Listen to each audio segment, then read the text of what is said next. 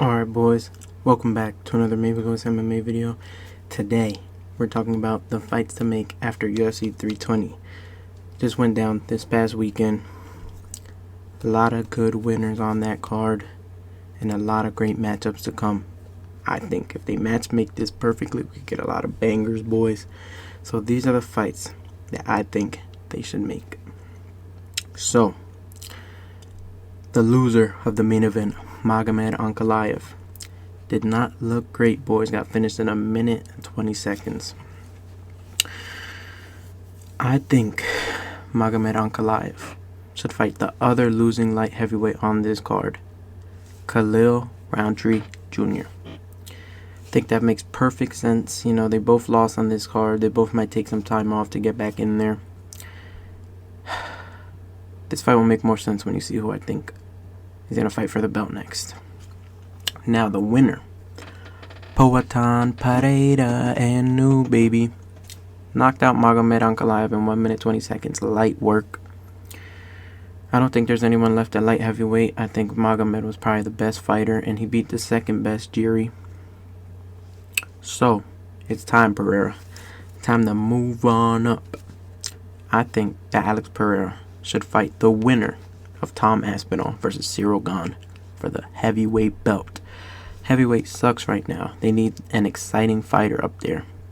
I think Aspinall's going to destroy Cyril Gane. Imagine Alex Pereira versus Tom Aspinall. Whew. That's a banger, boys, and I think that's the fight that they should make next. Pereira, time to go up, my boy.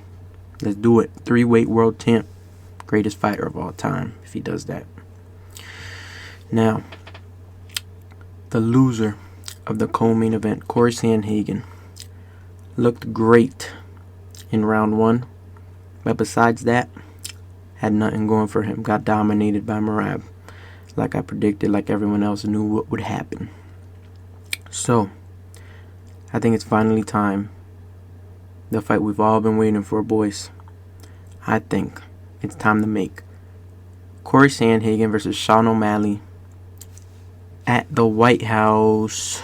This is a perfect fight for the UFC White House card. Corey Sandhagen, great striker, great wrestler. Sean O'Malley, America's favorite boys, Dana White's boy.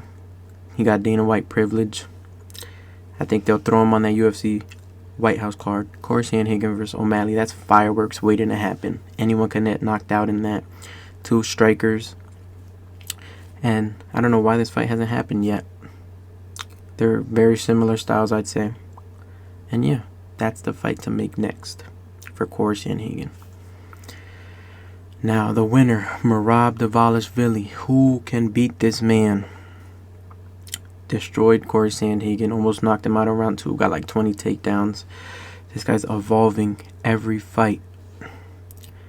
I was thinking, and I didn't have to think that hard about who's getting this next title shot. Merab Dvalishvili versus Petr Yan 2 is the next fight to make at bantamweight. Petr Yan's on a 3-fight win streak. Who'd he beat? He beat Figueiredo, he beat Song Yadong, and he beat Marcus McGee. 3-fight win streak. He's earned his shot back at the belt. And I think besides Umar, he's definitely someone who can give Merab a run for his money. You know, he's got it all. He's got the striking, he's got the wrestling, he's got the defense, he's got it all. Cardio might be iffy on that one, but we'll see. I think Petr Yan versus Merab 2 could be a banger, boys. Now, the loser of Jiri versus Khalil. Obviously, I already said Khalil versus Magomed. I already explained that one, so we're going to move on from that. Khalil versus Magomed. That's the next fight. Now, Jiri Prochazka. Obviously, I think Pereira's moving up from this fight.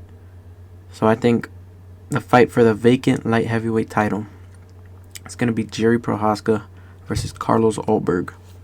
Just makes the most sense. You know, Carlos Ulberg is on a 8-9 fight win streak, and Jiri is beating everyone but the champ Pereira. So he just knocked out Khalil. This is the perfect fight to make right here, boys. I guess this is all if Pereira moves up, which I think he will. But yeah, that's the fight to make for the vacant light heavyweight belt. Jiri versus Ulberg. fireworks, boys. Jerry wins that. Now, Josh Emmett lost in 1 minute 38 seconds. Armbar looked rough. His worst performance to date. Now, who should he fight? Time for Battle of the Unks in the featherweight division, boys. Josh Emmett versus Patricio Pitbull. I think this fight makes perfect sense. You know, Patricio Pitbull's still trying to work his way up the rankings. He's only got like 2 fights in the UFC, and he just beat, who did he just beat? Dan Ige. So, you know, get in there with another vet and test his skills once again. I think this fight makes perfect sense. You know, Josh Emmett's going to be fighting back in the rankings once again, because you can't go out that sad and fight up. It wouldn't make sense. So, Emmett versus Pitbull. Next fight to make for Emmett. Now, Yusuf Zalal. I know he was calling out Lerone Murphy. Lerone Murphy's getting the next title shot, I think. So that fight doesn't make no sense. And I think they're going to do Diego Lopez versus Movsar and Yair versus Sterling. So that only leaves one more contender that's higher than Zalal for him to fight. And that boy hasn't fought in a while. But I think it's going to be Yusuf Zalal versus Arnold Allen. Pretty good fight. I guess we'll see how Allen does against his style. Grappler, but could also strike. Could be a pretty good one, boys. Now, Abbas Magomedov looked pretty good, but got finished. Now, who should he fight next? The newest fighting nerd, Michael Oleksiejczuk. He's on a little win streak. I think it's like 3 fights. He just beat Gerald Meerschaert by knockout in round 1. Looking pretty good after joining the fighting words, I might say. But yeah, Abbas versus Michael Oleksiejczuk. You know, Abbas, I think, just lost his spot in the rankings, and Michael's working his way towards it. So yeah, Abbas versus Michael Oleksiejczuk. Get Michael one step closer to the rankings if he beats Abbas. And, you know, Abbas fighting back a little bit, trying to get his feet back under after getting finished. Now, the last fighter I'm going to talk about, Joe Pyfer. Looked great. Well, not really. He looked alright in round 1, but then came back round 2, you know, dropped him, got the finish. But he got his ranking now. He's in the top 15. Now it's time for him to start fighting these elite guys. Abbas is alright. Not really that elite, you know. He's decent.